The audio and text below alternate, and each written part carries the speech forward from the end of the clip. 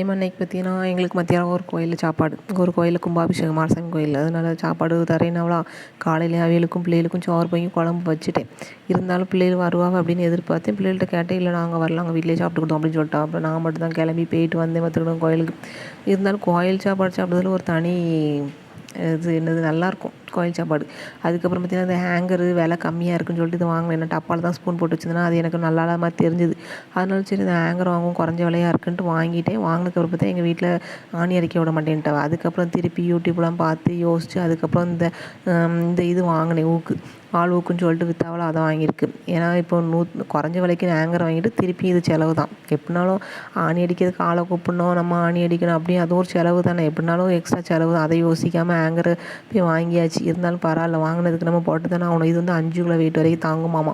சரி இதுக்குள்ளனா எதுக்காவது யூஸ் ஆகும்ல அப்படின்னு சொல்லிட்டு இதே 100 ரூபா கொடுத்து வாங்கியாச்சு. அதை மாட்டினது பார்த்தீங்கன்னா நம்ம சின்ன பாப்பா தான். அவைகளுக்கு நமக்கு எதுனாலும் வீட்டில் ஏதாவது வேலைன்னா அவைகளை கூப்பிட்டா தான் வேலையாகும் பார்த்துக்கிடுங்க, நல்லா வேலை செய்வாங்க. அதனால் அவையிலே மாட்ட சொல்லியாச்சு. அதுக்கப்புறம் இன்றைக்கி நைட்டுக்கு சாப்பாடு என்னென்னு பார்த்தீங்கன்னா, பிள்ளைகள் எல்லாமே தோசை தான் சாப்பிட்டுச்சு.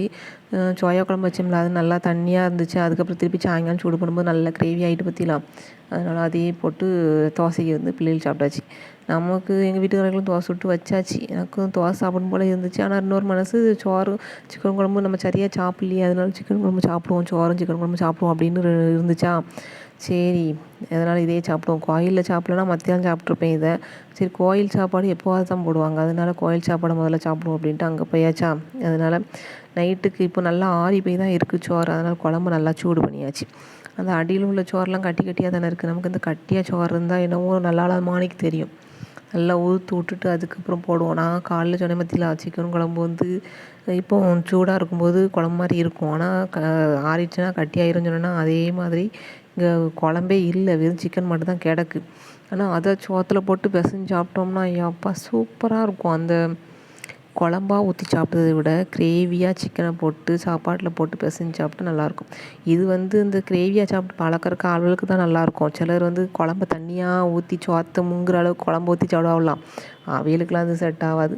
சிலர் வந்து லைட்டாக குழம்பு ஊற்றி நல்லா பிசைஞ்சு சாப்பிடுவாங்களா, அவியலுக்கு செட் ஆகும். இன்றைக்கி வேலை அவ்வளோதான். சரியா?